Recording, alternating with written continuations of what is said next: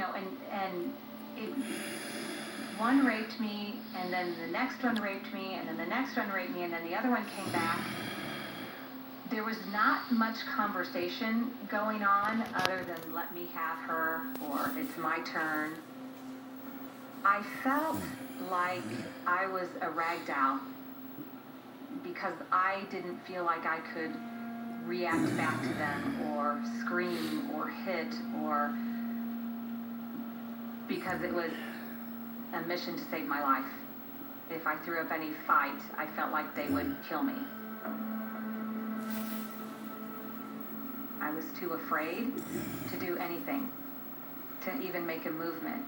I was almost too scared to breathe. To live through being in that garage, I had to remove myself. Because I don't know any other way of survival from that. Because I really feel like in that garage I lost my life that night. Because I will never ever be that person again.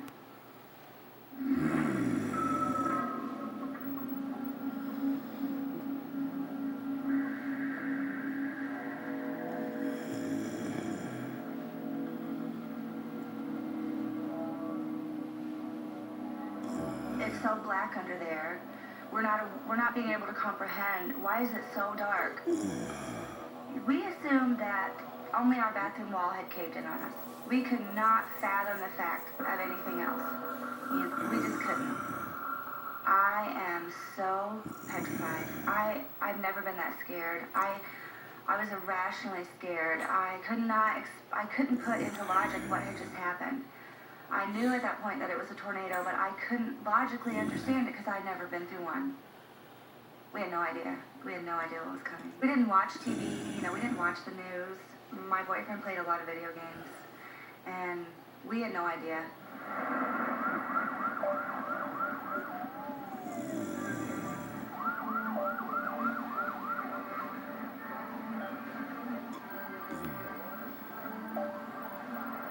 He's telling me now that he's cold because he was just wearing some blue jeans. He didn't have a shirt on. He'd been playing a video game in the house. We were just relaxing at home, So he's just wearing some blue jeans and he's cold.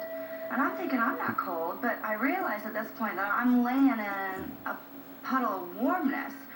And I start to feel on myself, and my shoulder is ripped open.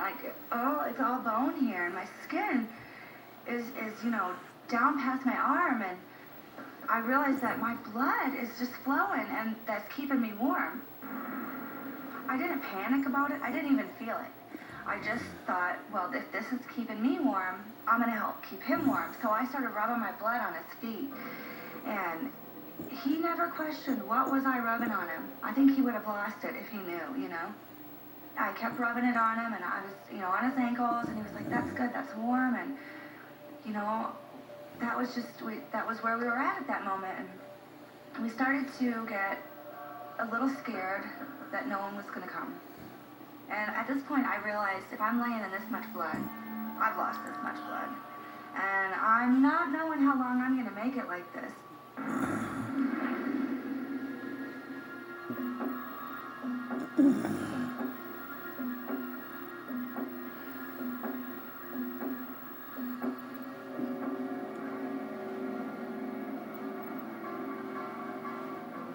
I remember crying for my mom and wanting my mother. She was all that I knew, and it had just been us two. So I was terrified, but I didn't want to do anything at all that was going to make him even more angry than what he could already be. I blacked out at this point, but when I came to, he was holding a knife to my throat and offering me candy. Even though it was just a little pocket knife, he was holding it to my throat. So I was beyond terrified. He was young, he had facial hair, mustache. He did have dark hair, dark eyes, and that's when he asked me, am I scaring you, little girl? Am I scaring you? Are you scared? And I knew then that something really horrible was about to happen.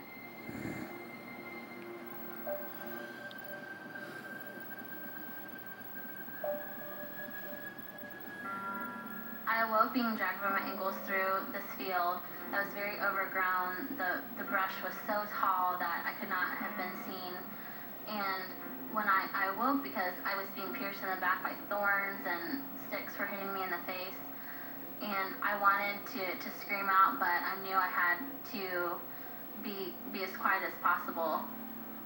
I could kind of feel his movements, even though I couldn't see him, and I knew that he was going to turn to look down at me, and that's when I closed my eyes really quickly and played dead. Hey everybody, it's Emerald with huge news. We're introducing an all-new pro-grade appliance that not